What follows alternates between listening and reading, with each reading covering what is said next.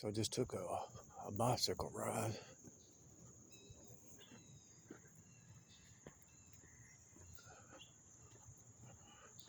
Developing lower leg muscles. I went up a hill as many times as I could before I couldn't do it anymore.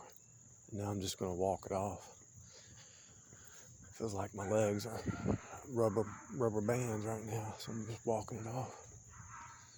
Check this out. So if you want to see the big picture is right in front of you. No matter what you look at, this fence, that stop sign, that house, that shed, that car, this tree, these leaves, everything has a deeper meaning. Everything has a deeper meaning. Everything signifies something else. Everything is a word, and everything signifies a deeper object lesson. Every object is an object lesson. So you have 5 senses, and the objects are hitting your 5 senses. Touch, taste, sight, hear, smell. That motorcycle in the background. Look at that. There's the person riding a bike. I just rode one, but there's the person. That last video, I said the next time I'll see somebody riding a bike. I'm just walking around the block, and there they are. It always appears in a hologram. And you might say, well, yeah, somebody riding a bike, that's easy to manifest. Watch the 3 videos, and you'll see how it all built up. And so these trash cans have a deeper meaning. Everything does. Like leaf, turn over a new leaf, right? In Revelation, it talks about the leaves are the healing of the land, you know. Everything in front of you has a deeper meaning. And you might say, well, how do I see it? If you really want to see it in a deeper way, just type in whatever you're looking at and the etymology of it. And it's fractally. In other words, it's multidimensional, it's fractal, and it's holographic. So if you type in leaf, there's a leaf on a desk. Turn over a new leaf. The leaves are for the healing of the land.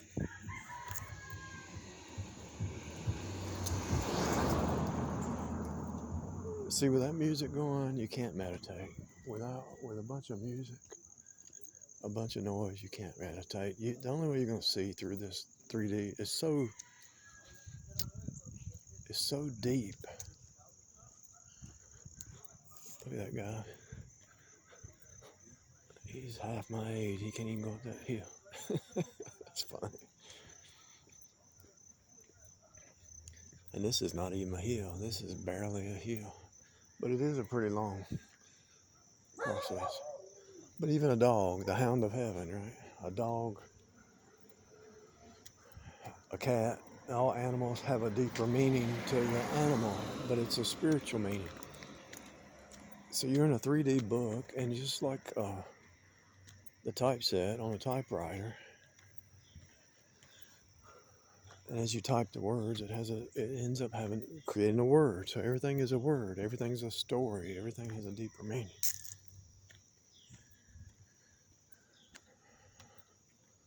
The mailboxes, I decoded pretty much everything that I could. Just think about the word mailbox. The phonics works too. Male is the man, box is the female. So there's your male and female. There's your flesh versus spirit. And notice the black, white, and red on that mailbox. The black and white is the cross. The red is the blood of his cross. So my point is this. Back to the original start of this conversation. Everything is a word because everything is a story. And so no matter where I'm standing, and if I do a rotate holographic viewing, everything's moving. When I rotate this phone, it looks like it's moving, but you're staying still. Exactly. That's reality. A refrigerator has a meaning. Everything has a deeper meaning. Yeah, they could make that house really nice. It'd be a lot of work, but they could do it.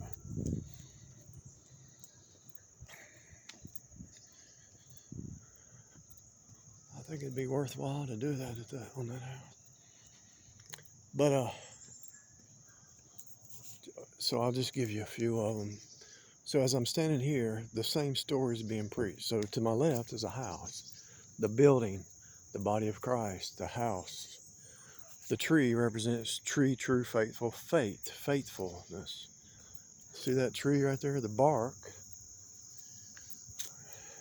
sounds similar to ark. But also the trunk goes back to the doctrines. And then there's roots underground. You're rooted and grounded in the faith, right? If you're rooted and grounded in the faith, you're upright and faithful and dependable. Those signs, the sign of the cross, just S-I-G-N means sign of the cross. Just type in the etymology. It goes back to the sign of the cross.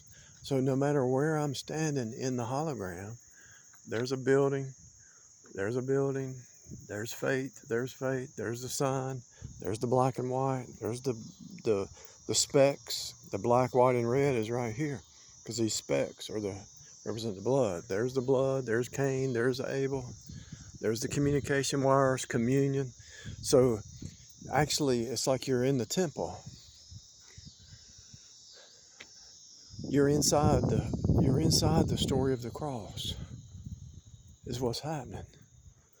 Whether it's a bush, whether it's a fire hydrant, whether it's the shapes, the colors, the sounds, the phonics, the manhole covers, manhole. Notice a lot of stuff goes back to man, M-E-N or M-A-N, because actually you're looking at an object lesson of yourself.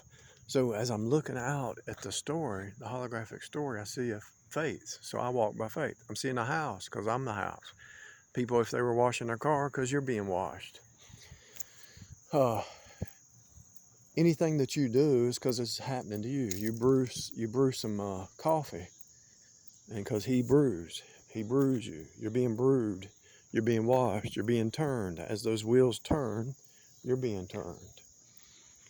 You're being cut, turned, unioned back in and flow. You're being cut by the word. You're being turned by the word. Everything in front of you is a word. You're being unioned by the word, and you're flowing by the word. Cut by the word, Jesus is the word. Turned by the word, Jesus is the word. In union with the word, because Jesus is the word. He's the middleman, the middle God-man. And you're in flow with the word. The words out of your mouth, a discourse. Like right now, I'm speaking a discourse out of my mouth. It's not scripted. I don't have a script. I don't need a script. It's just flowing. The discourse out of my mouth is the flow, because discourse goes back to course. And course can go back to a meal, but it can also go back to a path or a water course or anything. So that word course can apply to water, can apply to eating, apply to spiritual, apply to mental, it can apply to schooling. And so as you digest what I just said, it's multidimensional. It applies everywhere. You're eating and drinking of Christ, everything that you do. So as you're functioning down here in this simulation, it feels real. I'm stepping on this ground. I mean, what's the purpose of gravity? Gravity is the grave. Why is there gravity? Because of sin, the sine wave. You're going down. And the only thing going up, if you put a balloon in a pool, it sinks to the bottom. But you add some air, joint airs, you add some air to the balloon rises to the top. So this tire, without air, it's a flat tire. But you put some air in the tire, and you float, and that represents a ship. And if that car represents a car ship, it points back to your body's a ship. That's why it's called fellowship. That's why it's called sonship. That's why it's called, there's a lot of words with ship on the end, talking about